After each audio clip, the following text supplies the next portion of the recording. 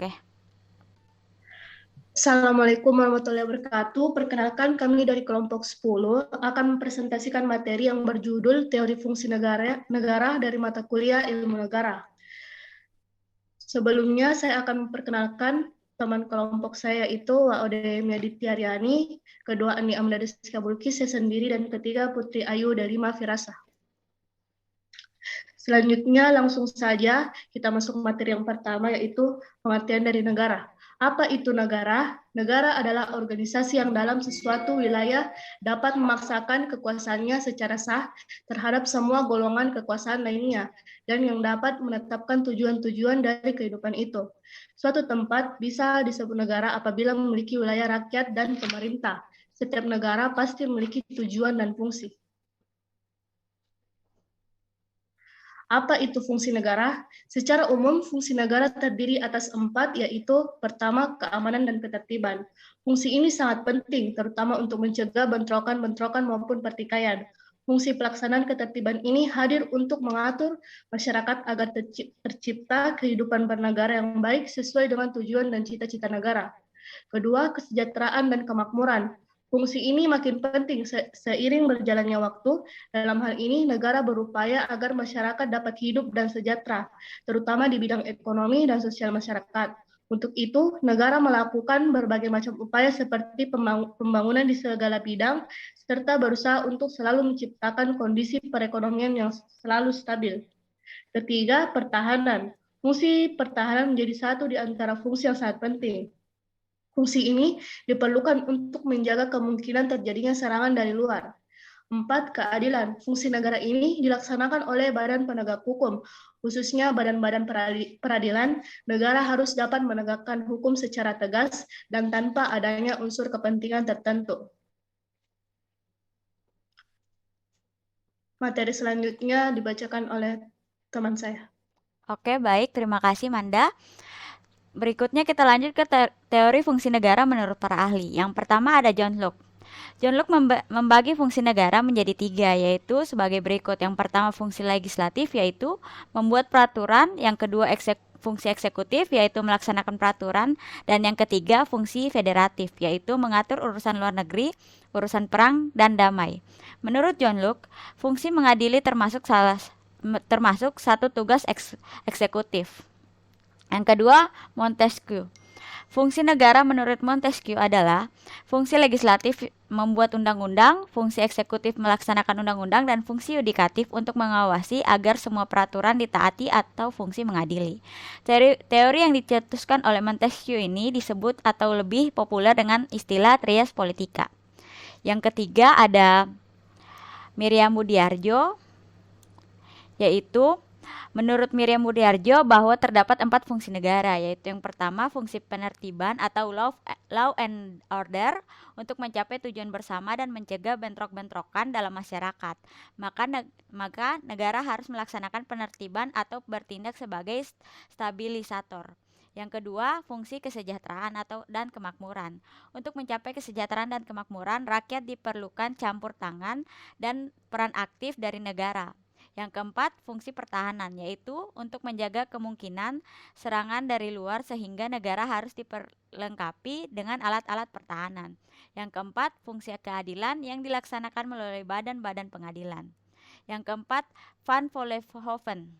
Menurut Van Vollenhoven, negara memiliki 4 fungsi dalam pelaksanaan tugasnya, yaitu yang pertama regaling atau membuat peraturan untuk mendapatkan atau memperoleh seluruh hasil legislatif atau arti material.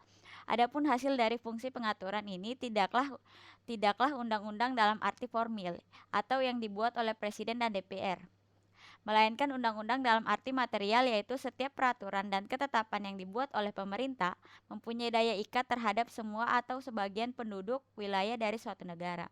Yang kedua, bestur atau pemerintah dalam arti sempit, yaitu mempunyai tugas yang sangat luas, tidak hanya terbatas pada pelaksanaan undang-undang saja. Pemerintah banyak mencampuri urusan kehidupan masyarakat, baik dalam bidang ekonomi, sosial budaya maupun politik.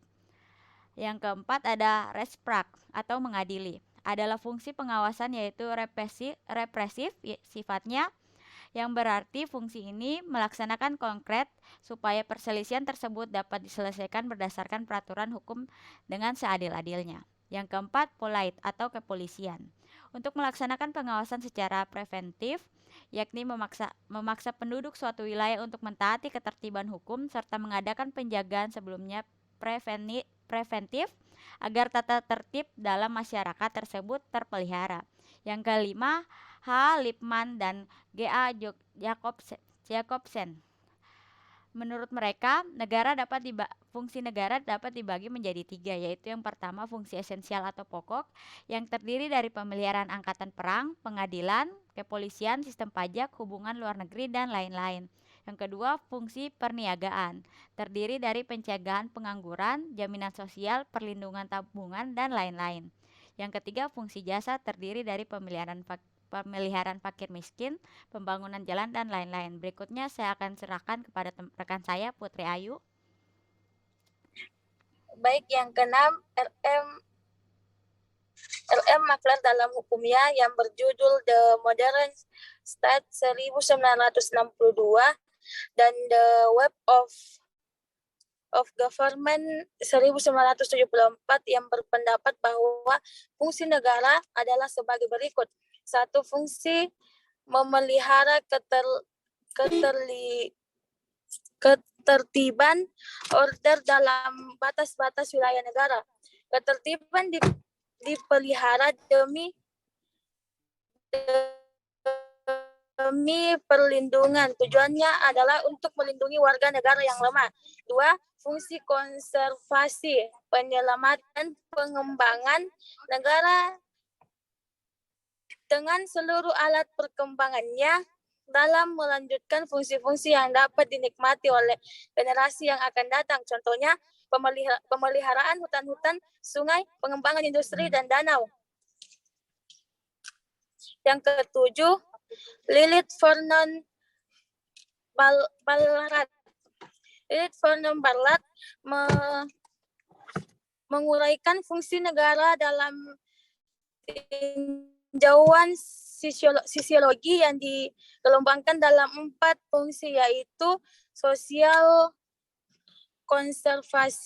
conservation, yaitu memelihara nilai-nilai sosial yang sangat vital untuk ketertiban sosial dan politik. Contohnya, mengingatkan tata tertib dan cara menyelesaikan konflik antar warga negara. 2, social control, yaitu memendamaikan, menyesuaikan, dan mengkoordinir sikap kelompok-kelompok yang bersaing atau berselisih. Contohnya, penyelenggaraan keadilan sosial. Yang ketiga, social amelioration. Dari situasi kelompok yang dirugikan, fungsi ini meliputi usaha penghapusan kemiskinan atau memelihara orang cacat.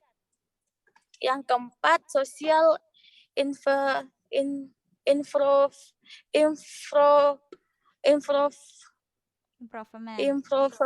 improvement, yaitu perluasan aspek kehidupan semua kelompok. Fungsi ini meliputi perluasan pendidikan, memajukan kesenian, atau mengadakan penelitian ilmiah. 8. Goodnow. Goodnow, seorang ahli politik dari Amerika, mengemukakan fungsi negara menjadi dua fungsi pokok, yaitu yang pertama fungsi making, yaitu kebijakan yang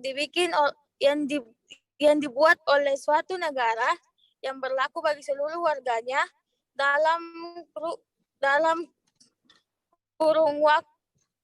kurung waktu tertentu. Jadi dalam hal ini negara bertindak policy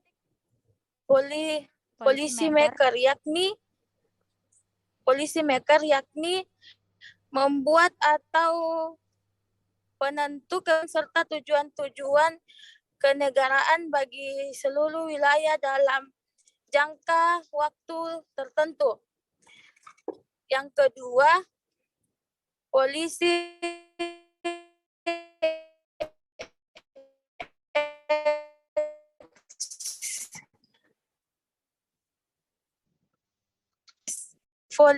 polisi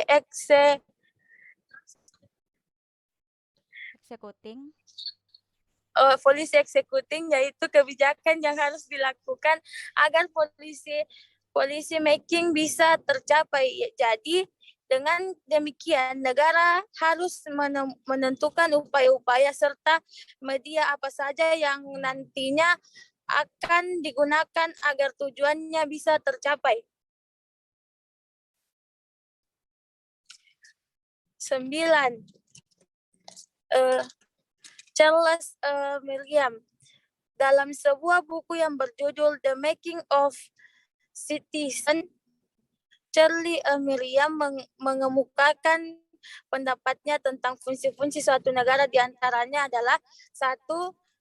Menegakkan keadilan, 2. Melindungi warga negara dari adanya ancaman baik yang berasal dari luar eksternal maupun dari dalam internal negara itu sendiri.